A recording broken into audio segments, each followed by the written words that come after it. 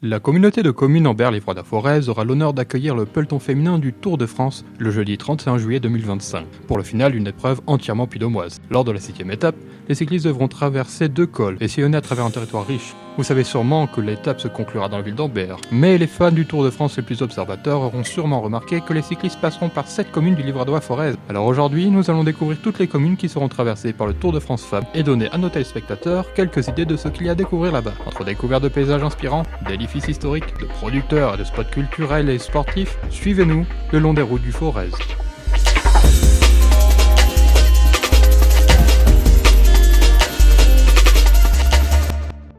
Au fait, comment se fait-il que le Tour de France Femmes passe par le Livradois-Forez ? Quelles sont les raisons et quels sont les acteurs qui permettront aux cyclistes, cet été, de traverser notre territoire montagneux ? Afin de répondre au pourquoi du comment, nous nous rendons désormais à Vertolaye, commune de 551 habitants, et je suis maintenant en compagnie de Marc Ménager, maire de Vertolaye et un grand passionné de vélo, il me semble. Donc voilà, je m'appelle Marc Ménager, j'ai 52 ans bientôt. J'ai fait toutes mes études sur le territoire et sur Clermont-Ferrand pour venir m'installer avec ma compagne en 2000 sur la commune de Vertolaye. Je suis passionné de cyclisme.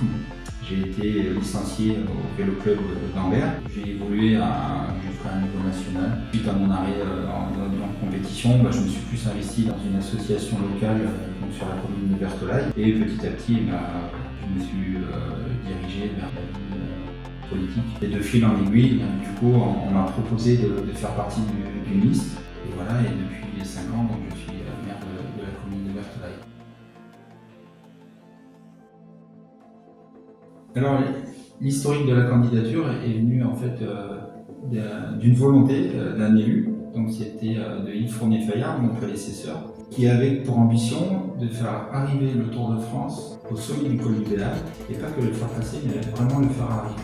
Mais pour faire arriver le Tour de France, il fallait qu'on prouve à la société organisatrice du Tour de France qu'on était capable d'accueillir une épreuve d'une telle envergure. Donc du coup, on a candidaté pour le Tour de l'avenir, donc qui est le Tour de France des moins de 23 ans. Donc cette année-là, on avait candidaté pour une arrivée en 2010, et donc on a été retenu. Donc on a fait une arrivée au sommet du col du Béal et un départ d'étape après le lendemain à Ambert.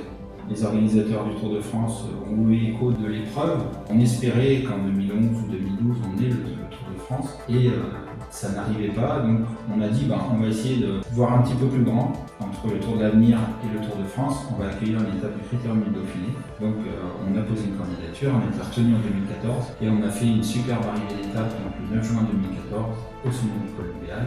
Et donc on s'est dit après 2014, c'est bon, ça a tellement bien réussi, le Tour de France va enfin venir. Et puis non, le Tour de France n'est toujours pas arrivé.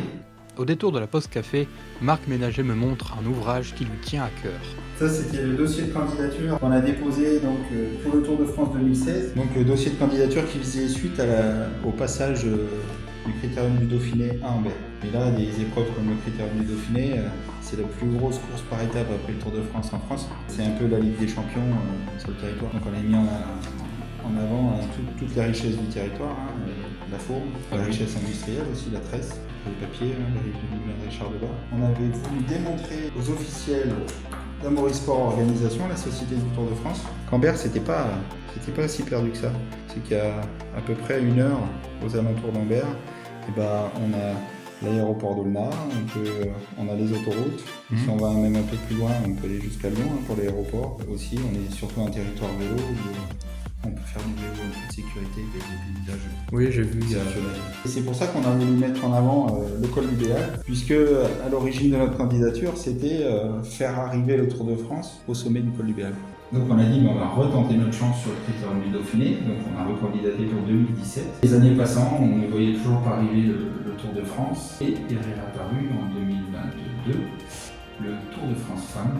Et donc je suis allé voir le grand départ du Tour de France Femmes en 2023 à Clermont-Ferrand. J'ai rencontré les organisateurs du Tour de France Femmes, et donc on a essayé de voir s'il était possible de faire arriver le Tour de France Femmes sur Ambert.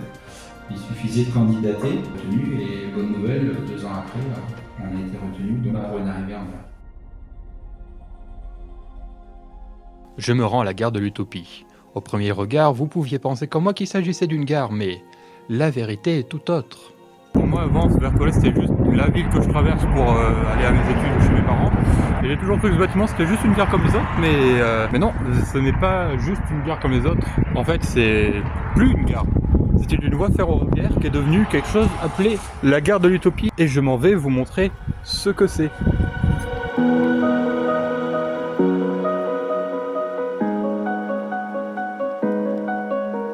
Initialement, la gare de Vertolaye faisait partie de la ligne ferroviaire Vichy-Marsac. Après la cessation de l'activité ferroviaire, le bâtiment restait inactif pendant plusieurs années jusqu'en 2016, où la nouvelle communauté de communes Ambert-Livradois-Forez a décidé de redonner vie à ce lieu. Aujourd'hui, la gare de l'Utopie est un tiers-lieu ancré sur son territoire, tournée vers le monde et le futur. Elle propose une programmation culture variée, incluant des ateliers, des conférences, des projections et des expositions. Le lieu abrite également un espace de consultation et de prêt de bandes dessinées et de jeux, ainsi qu'un café associatif nommé Comme chez vous. Eh bien, bonjour Nathalie Carton. Bonjour Adam.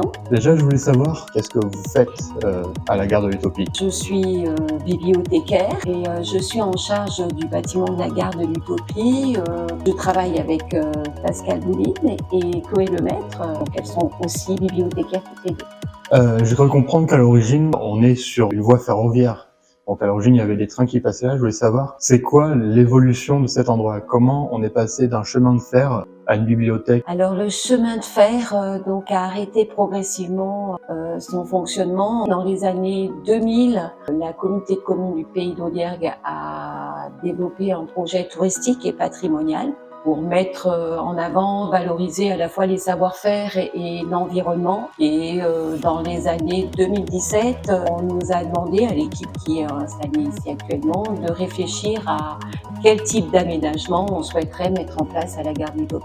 Et ceci avec l'aide de l'association Carton Plein. C'est une association qui travaille sur du réaménagement de lieux vacants. Et voilà, à la suite de la réflexion, on a abouti à l'installation que vous voyez actuellement, donc une bibliothèque. Et nous avons installé, s'est installé à la gare de l'Utopie l'association Café Comme Chez Nous, avec un café associatif. Quelles sont les activités et les différents événements qui peuvent se passer à la gare d'Utopie? Donc, beaucoup d'événements, beaucoup d'activités, et nous mettons en place donc des événements phares. C'est la fête de la gare qui a lieu toutes les années au mois de juin. Mais parallèlement, on travaille avec des associations du territoire. Par exemple, on a le café couture, on a le bridge, la généalogie. On a un atelier d'aquarelle qui se réunissent toutes les semaines. On accueille des expositions, des formations, des résidences d'artistes, d'auteurs, des spectacles bien sûr. Et c'est un lieu en fait d'échange, de rencontres qui est très bien placé sur le territoire parce qu'il est sur la départementale 906.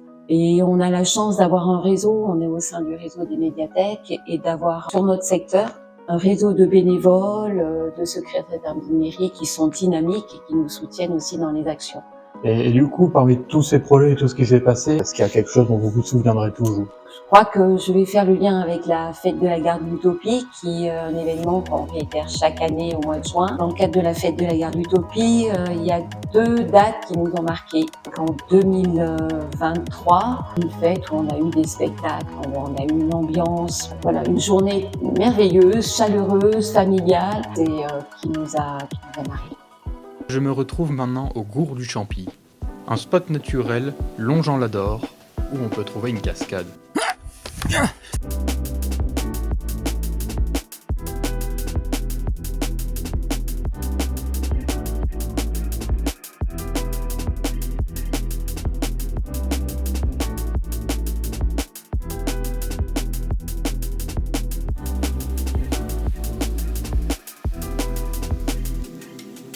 Il se passe des choses là-bas, il y a beaucoup d'arbres coupés et un autre pont. Ah ah, regardez là-bas. Voilà.